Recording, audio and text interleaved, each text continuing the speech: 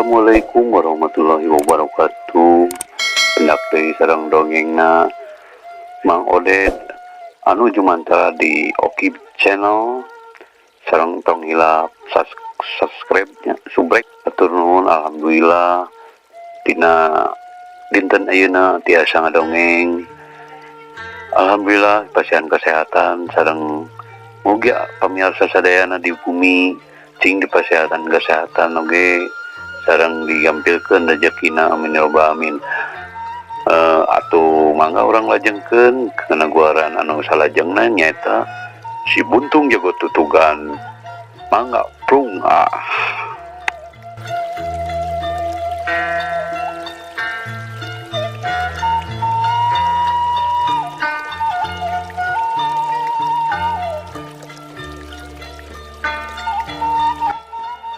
Harita separuhi sapahar kanca geus narepi ke batu gede.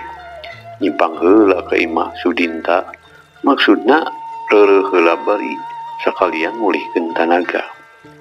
Anjog ka batu gede, harita kabeneran aya ayam anu boga alpukahna kilomri. Jalma-jalma anu memang kabekina ngadu hayam geus ngariung di pakalangan. Kebeneran harita aya Ki Janta jawara Ciaro anu jadi saingan Bahrowi dina hal babadog jeung rarampok.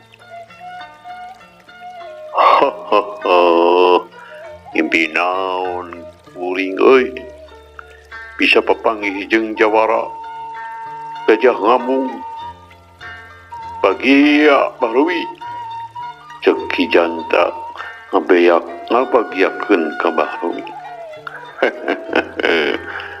Weh, gening geus nyampak jawara Ciaro. Nuhun tiga nama menang hasil mucek kieu tadi peutingnya. Lantaran ayeuna bisa ngabobotohan hayam jagoanana Bahrowi ngadon der silih sindir sampir.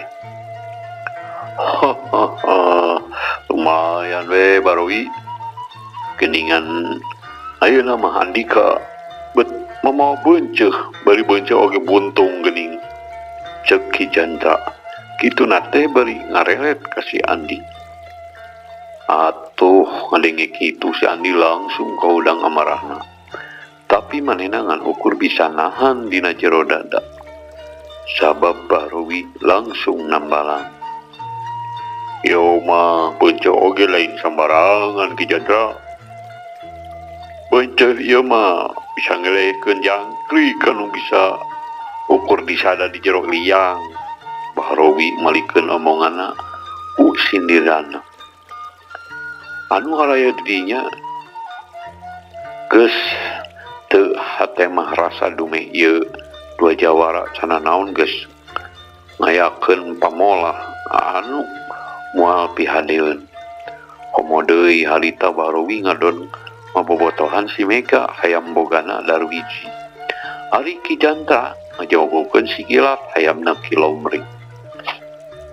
Atuh dina darna teh ngadon pada bobotoh silih kekeak silih sindir. Komo deui pas harita si Mega eleh eta bobotoh si Kilat rabul ka pakalangan, ngarengkak ngacarogedan, malah aya oge anu nepi ka totonggengan marotekeun bujur kelon sagala rupa poharanya. Bahrowi anu kacida ngaheapna beungeut euceuy pamilu nahan kaambek. Sudinta mah lamun teu dicaram sigana geus hayang luncat ka pakalangan pakatingku ngarasa asahina. Geus kitu giliran hayam si Bohim anak buah Ki Janta anu ngaranna si Gagak lumayung ngalawanat si Jalak hayam Ki Manta. Tapi dasar teh can ogena naon hayam Ki Manta teh alon kabur. Jika tuh euy ari hayam sayur mah untung digubuk ke pekalangan, cacak angguran mah pake opor. Sok ayeuna sa anu wani ngalawan si Gagak Ya cokot duit kaula, lamun kurang tapeng kaula tandona. Ki Jandra kokoa bari ngaluarkeun duit sakanyut kundang.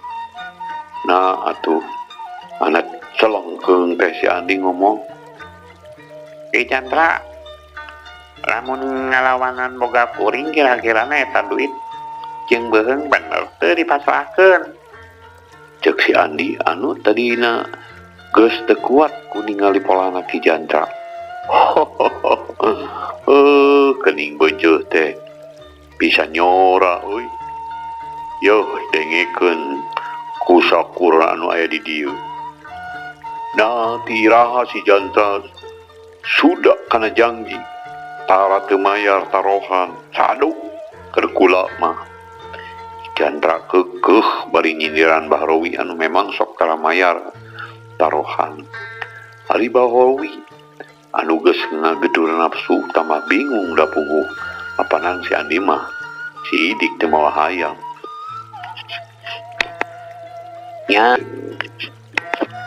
Nya eukat tuh jangkrik. Ki Chandra, ari kitu mah Cek si Andi bari manehna susuit. Nah atuh teu lila jos siat we atuh eta mah si Ruyuk nyirorot ti luhur salek we euntreuk dina tengah pakalangan.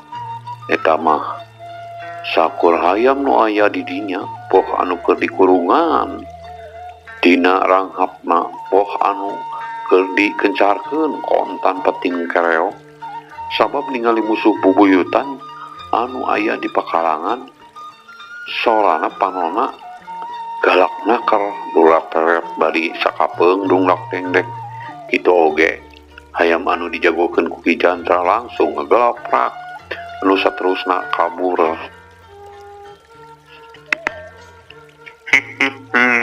geuning eta si Gagak teh cenah naon geus kabur Ki Jandra. Cek si Andri bari sesarengehan petana bangun anu nyeceh celek Ki Jandra. Petana teh bangun anu nyeceleh Ki Jandra sabab tadi ngarasa teu ngeunah disebut beunceuk bari nyemit-nyemit buntung sagala. Oi sugan mah teu hideng ieu bebenyit teh jeung si lenyap ieu lawana nu kieu mah. Cek Ki Jandra bari ngagaramang kana bedog nafsuna geus lain di kieuna ngarasa dilerece ku budak satepak. Cek kaula ge ieu mah beunceuk pika serieun Jandra euy. Bahrowi seuri nya kakak bari nyang hareup ka Ki Jandra. Kop oge manehna kana perah bedogna. Keheula sabar Pak Jandra, Pak Bahrowi ulah kajulung nafsu mugi ulah katekerasan ributan nun sing hawatos ka abdi cek ieu nomri. Bari sirilik ka Ki Jandra geus kitu sirilik ka Bahrowi. Sieun katempuhan pangpang nama sabab manehna anu boga alpukah ngadu hayam di dinya teh. Daripada meper ku sararea mah Bahrowi jeung Ki Jandra harita untungna teh nurut. Ke deui cenah lamun ngarasa panasaran mah lamun ngadu hayam geus beres Bahrowi mah boga pemikiran nanaonna cenah betribut jeung Ki Jandra keur mah maranehna teh apanan maksud nu mandiri matak datang ka Batu Gede oge. Lamun ayeuna nepi ka patelak jeung Ki Jandra ulah-ulah malah maksud oge jadi bolai. Keur mah Ki Jandra teh bisa disebut lawan enteng-enteng lain lawan enteng-enteng. Coba tieta baladna oge satilu-tilu sedang manehna ukur tiluan ka opat si Andi anu cek pikirna can bisa diandalkeun. Mikir kadinya Bahrowi teu loba omong teos bari ninggalkeun ka tempat ngajugjug deui ka imah Sudinta. Ki Jandra ukur melongkeun pinuh ka ceuceup sedengkeun Ki Lomri ukur narik napas jero naker dina ngaruhna teh semu berat, tapi paroma mah ngadadak jadi marah mai geus kitu mah der beuy bae ngabar hayam teh dituluikeun.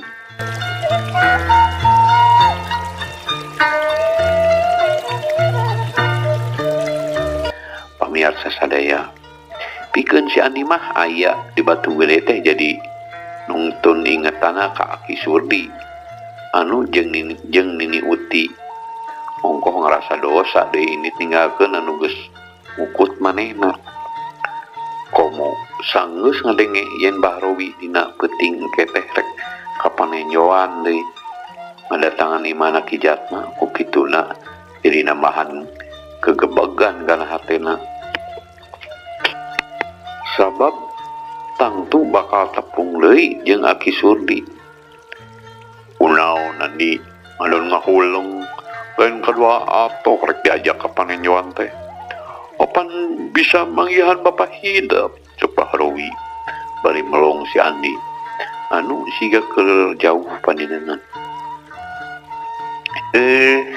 Nah kenging kitu nepangan bapak Nyopek boy ngan oma tulah curita carita naon.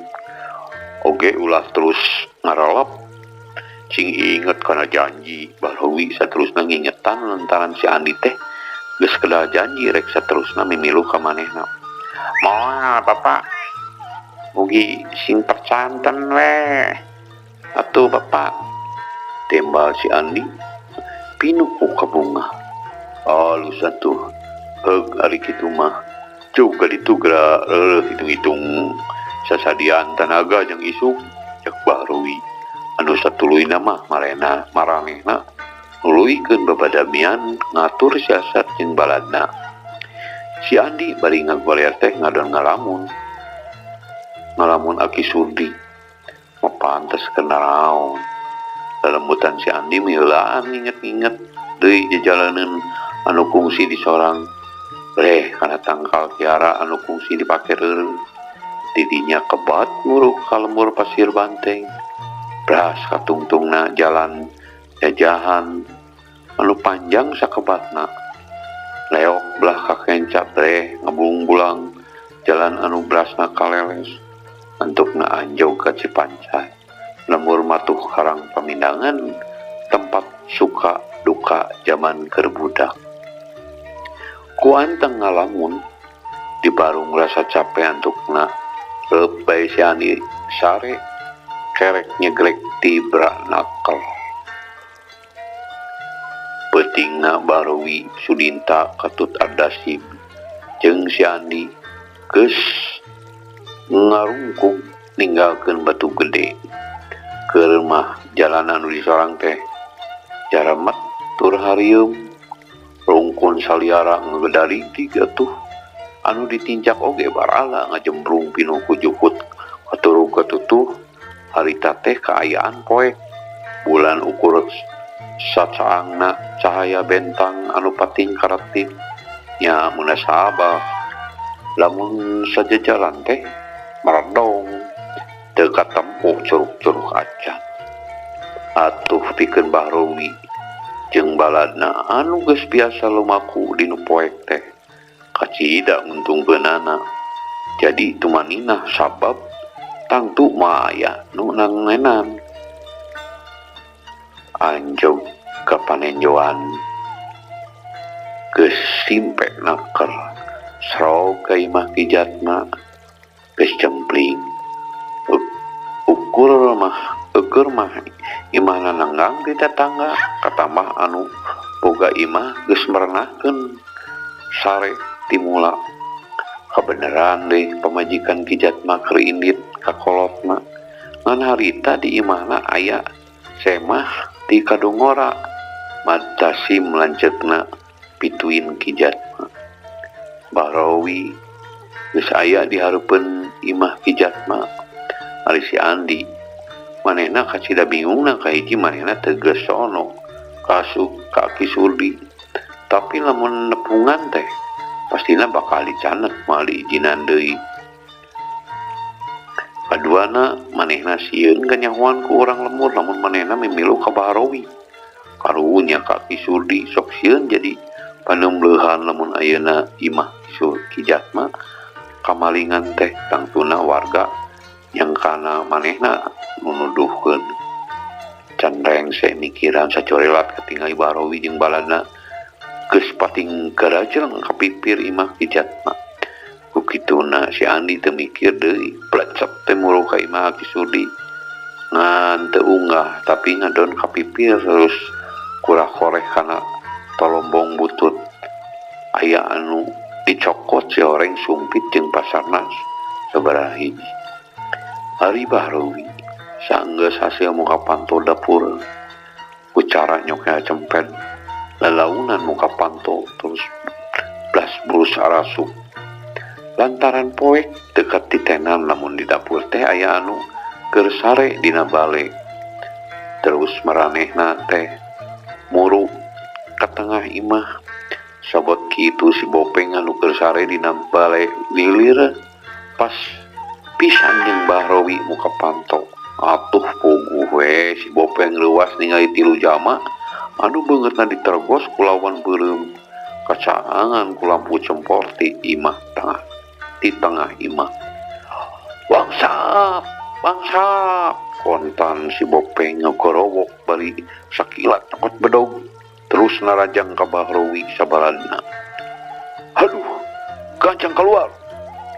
Ceuk Baharawi bari celeng luncat ka lawang panto dapur dituturkeun ku Sudinta jeung Adasin. Bangsat, bangsat. Si Bopeng terus kugorowokan bari ngudag keluar. Si Kemet anu ngedenge sobatna ngogorowok langsung udang celeng nuturkeun bedog geus dilagar. Sedeng Ki Jatma jeung Mat Tasim ngadenge ribut-ribut teh ngecoreca sarta cung celeng keluar di panto haru. Breh katempo si Bopeng jeung si Kemet anu keur campu ngalawan tilu jama anu beungeutna di tergos. Kajeleng Mat Tasim dituturkeun Ki Jatma muru ka Baharawi anu kaitung pangbadagna hiu bedog dihembatkeun rek narok sirah. Sedeng Ki Jatma ngacorelat muru ka Sudinta. Ari si Kemet mah keur campuh patutunggalan jeung Ardasim. Urang mana sia? Sia teh wawani make jeung ngabangsat ka imah adi aing. Hiya, Mat Tasim nyabetkeun deui bedogna anu teu keuna sasaran. Manehnya nyangka yen ieu teh ngan saukur bangsat ketok wae sabab make tergos sagala rupa. Tapi manehna kacida reuasna sabab ieu bangsat teh ngabogaan wawasen anu teu bisa dianggap enteng. Bener, Mat Tasim teh di kadungara nama kasohor ahli main po cimane buhun. Tapi can cukup pikeun ngungkulan pangabisana Baharawi. Eta we nalika manehna nyabetkeun bedogna. Rek ngalah kekemplong Baharawi lain ngejat atawa mundur manehna ngan ukur ngalampengkeun beuteungna bari jeung sakilat bedogna nyeruntul rek dipake nojos dada Mat Tasim. Atuh lain dikieu reuasna Mat Tasim teh celeng loncat ka tukang bari leungeun kenca dipake nungkup pigelang Baharawi. Tapi deui Mat Tasim meunang kareuwas. Leungeun Baharawi teh tetep nyeruntul sarta karasana siga anu leueur. Si Kemet anu keur mantuan Ki Jatma ningali Mat Tasim kadesek teh sakirap ngajorelat ka Baharawi bari nyabetkeun bedogna. Maksudna dek nigas tak bener Baharawi teh lain jawara apa. Pamoalan disebut ke gedung begal lamun boga pangabisa enteng kalawan ukura nyerongkeun badana ka katuhu bari narik suku katuhu kagigir 45 derajat. Tang bedog kenca ditakis bareng jeung eta peureub kenca Baharawi anu sagede cangkir kalapa teh. Ngahiuk ngadagor careham si Kemet. Cedak cuk. suku Katu Barui nyusul tepus ngan nalika rek nigaskeun bedog kana sirah si Kemen mata simkeun tak muru nyelametkeun si Kemen ku cara nyambetkeun bedogna terang kedu tonjokan kenca mata simkeun kana walikat tapi Barui madon malik bari terus ngajeleng nyingkah anu saterusna ngajaga posisi ngadeukeutan gawir ngahindarkeun panarajang ti tukang. Kijat mah anu patutunggalan jeung Sudinta anu tadina rada unggul teh jadi malika desak oge keur mah Sudinta dina tarungna es tuning toh pati jiwaraga manehna tibatan kudu katewa ku urang lembur mah leuwih hade pae.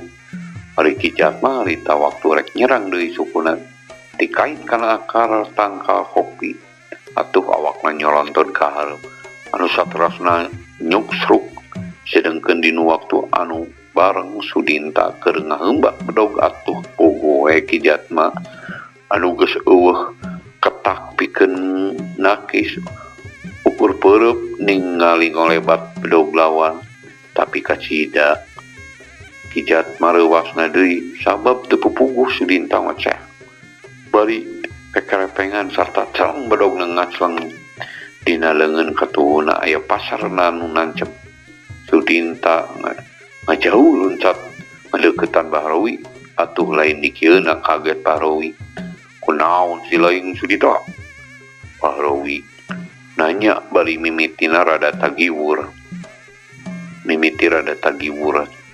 can oge reureuh kareuwasna geus kocek deui kadenge sora si Adasim anu harita keureng ngawik nyebetkeun bedogna kasih bopeng sarua leungeun Adasim oge katiru ku paster.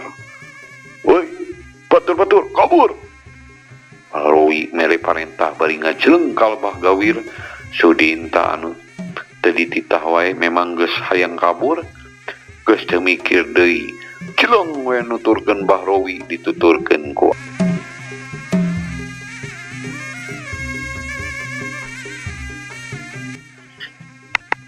nepi ka jalan tungtung lembur kasampak si Andi kerca cenak kul we dina batu kalawan teu loba omong Bahrawi ngacewang leungeun si Andi nungtun mawa kabur si Andi mah nurut we bari dina hatena mah seuri ningali kalakuan Bahrawi kitu teh sasat kaburna Bahrawi teh lantaran pagawean manehna tadi basa ningali Bahrawi jeung balana ngadeuketan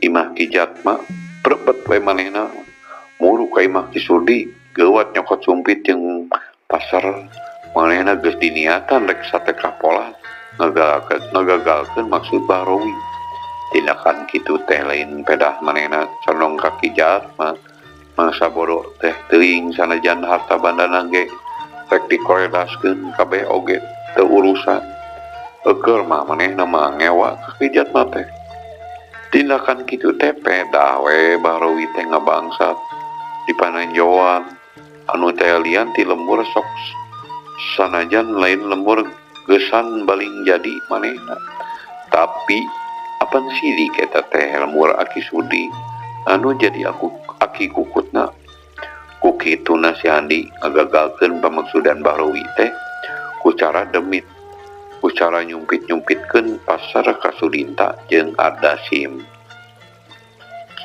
gelo teh euy asa teu kahati euy herana oge asa kabina-bina Bahrawi nyarita bari reng hapranjuk ayeuna mah geus lempang biasa sabab geus jauh di paninjauan sarta sidi kawan ngudag pareto waktu di Cipancar ai anu nyumpit siga kieu nepi kagagal deui padahal harita gembolan geus dibawa heran euy siga aya dedemit nu anon suka bebela ka urang lembur cek Bahrawi tetep ngarasa heran ku kejadian anu geus 2 kali karendapan eta oge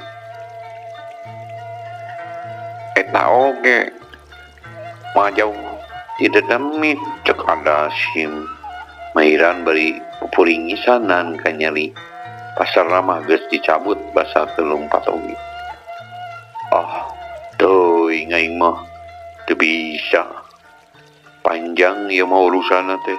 Lamun nya dedemit mah mau make subit sagala. Apanan maneh teh makhluk halus anu teu boga raga badag siga urang. Paling nyakek atau ngerawas cek Parowi.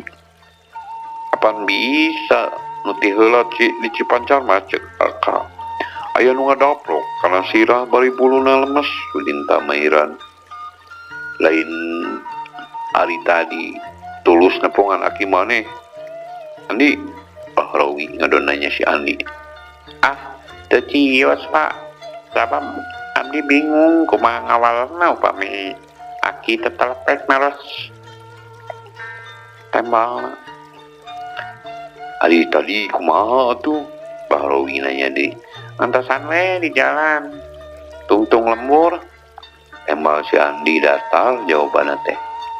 Parowi sigana geus eueuh pertanyaan deui. Antuk nama manehna baralik ka Batu Gede ngajugjug ka imah Sudinta. Heuleul waktos nase pamirsa. Hapunten pisan ya. Atur nuhun kasadayana parantos ngadangkeun ieu guaran si Buntung Jabat Tutugan oge ulah hilap subrek sareng like jeung komen. Hatur nuhun. Wassalamualaikum warahmatullahi wabarakatuh.